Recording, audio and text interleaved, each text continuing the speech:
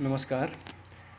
आज हामी 26 गतेबाट हुने कक्षा 12 को प्री बोर्ड परीक्षामा कसरी सहभागी हुने, प्रश्नपत्र कसरी हेर्ने र उत्तर पुस्तिका कसरी सबमिट गर्ने, उत्तर पुस्तिकालाई PDF मा कसरी कन्भर्ट गर्ने त्यो विषयमा आज हामी सिक्नेछौँ। सर्वप्रथम प्रश्नपत्र कसरी हेर्ने त्यो विषयमा हेरौँ। कक्षा 12 को प्री बोर्ड परीक्षामा सहभागी हुनको लागि सबैभन्दा पहिला तपाईले आफ्नो मोबाइल फोनमा अथवा ल्यापटपमा गुगल क्रोम वेब ब्राउजर खोल्नुहोला।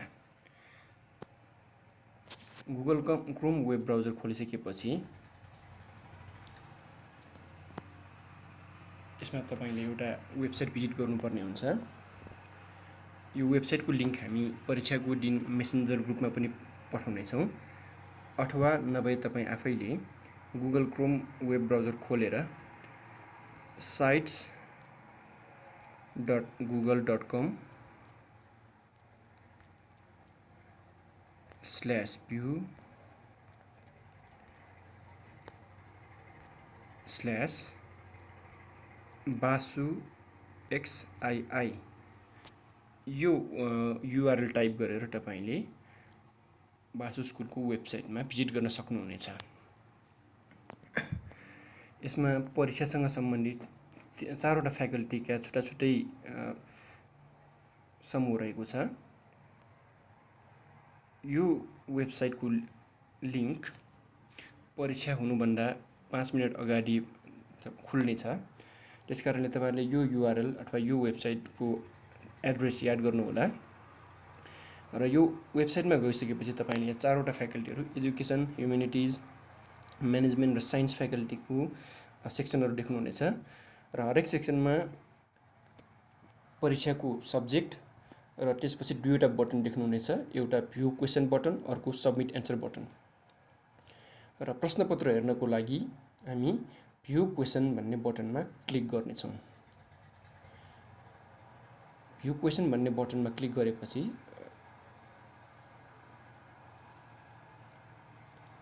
क्रोममा एउटा PDF फर्मेटमा रहेको क्वेशन पेपर तपाईले आफ्नो मोबाइलमा देख्नुहुनेछ। यो एउटा मोडल क्वेशन मात्र हो, त्यसकारणले अहिले हामीले यहाँ कक्षा 9 को इंग्लिशको क्वेशन राखिदिएको छु। यसरी नै तपाईले आफ्नो जुन विषयको परीक्षा हो त्यो विषयको क्वेशन प्रश्नपत्र यो वेबसाइटमा गएर भ्यू क्वेशन बटनमा क्लिक गरेर हेर्न सक्नुहुनेछ।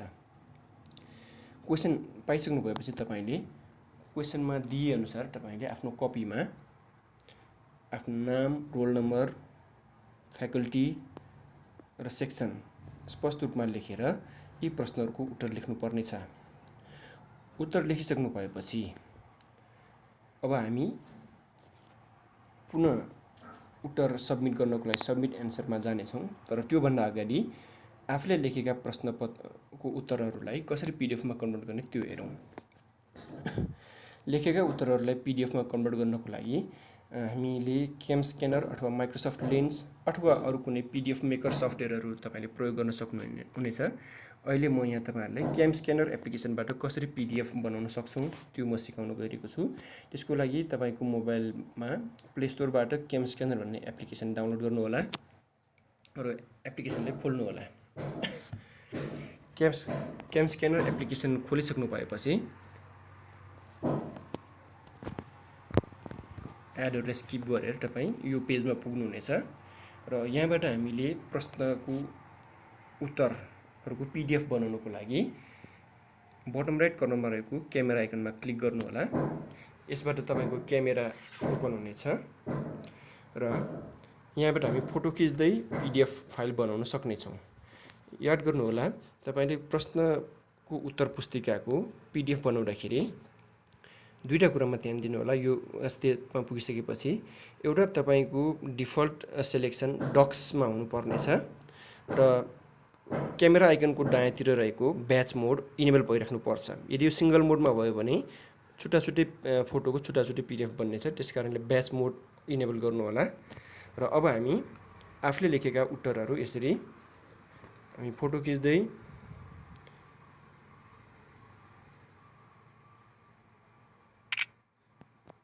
खिच्दै जान सक्छौं। जस्तै पेज नम्बर 1 मानौ यो अहिले एक्जाम्पलको लागि मात्र गरिरहेको छु। पेज नम्बर 2, पेज नम्बर 3, यसरी तपाईँले फोटोहरू खिच्दै जान सक्नुहुनेछ। फेरि पनि म भन्न चाहन्छु, कृपया कपीमा आफ्नो नाम, रोल नम्बर, सेक्सन, फ्याकल्टी लेख्न नबिर्सनुहोला। फोटो खिचिसक्नु भएपछि तपाईँले क्यामेराको दायाँतिर रहेको आइकनमा, इमेजहरूको आइकनमा क्लिक गर्नुहोला। यहाँ तपाईँले खिच्नुभएका फोटोहरूको प्रिभ्यू देखाइनेछ। क्याम स्क्यानरले आफै फोटोलाई इन्हान्स गरेर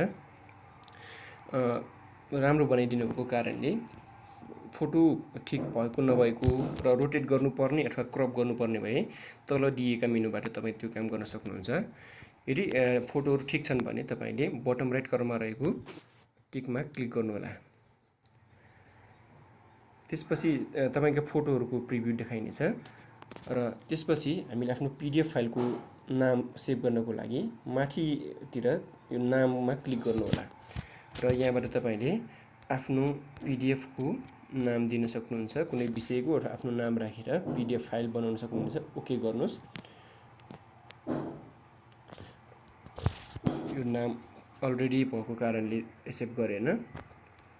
मैले अरू कुनै नाम राख्ने, जस्तै रमेश इङ्ग्लिस भनेर मैले नाम दिएँ। ओके गरौँ। यो पनि पहिले रहेछ।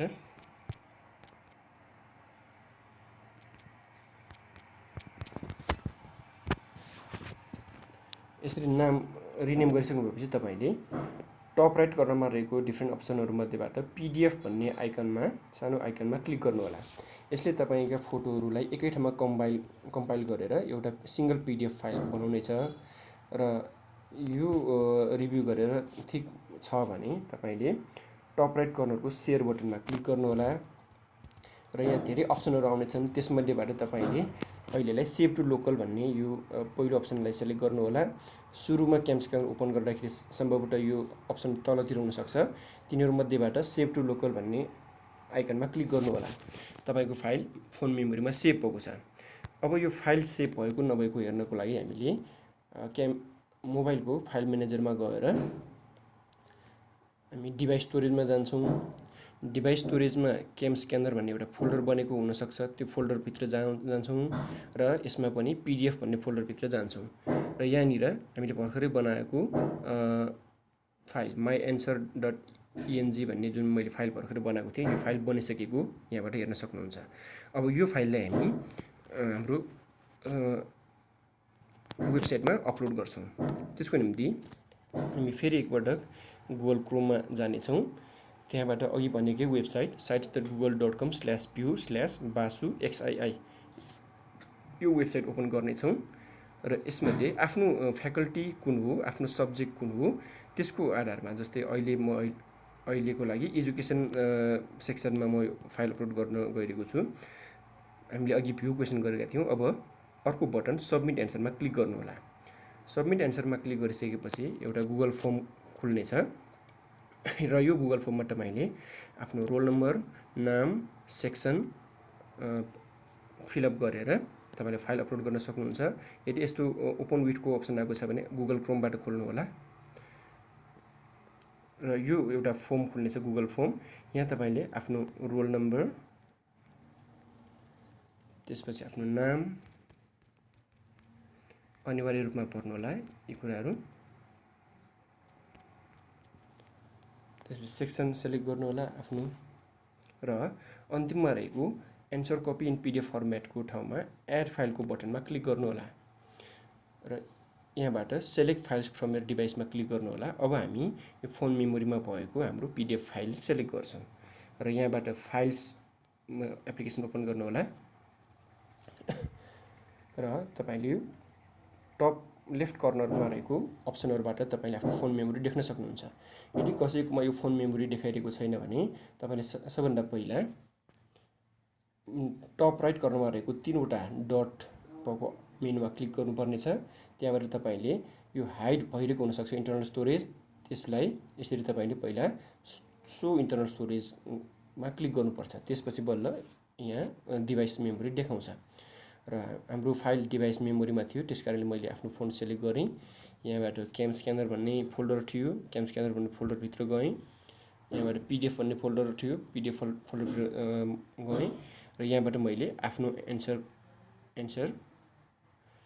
एन्सर कपी मैले यहाँबाट सेलेक्ट गरेँ। जस्तै यो मेरो एन्सर कपी थियो, मैले क्लिक गरेँ। क्लिक गर्दाखेरि अब यो फाइल यहाँ सेलेक्ट हुन्छ। त्यसपछि यसलाई अपलोड बटनमा क्लिक गरेर यो फाइललाई अपलोड गरिदिनु होला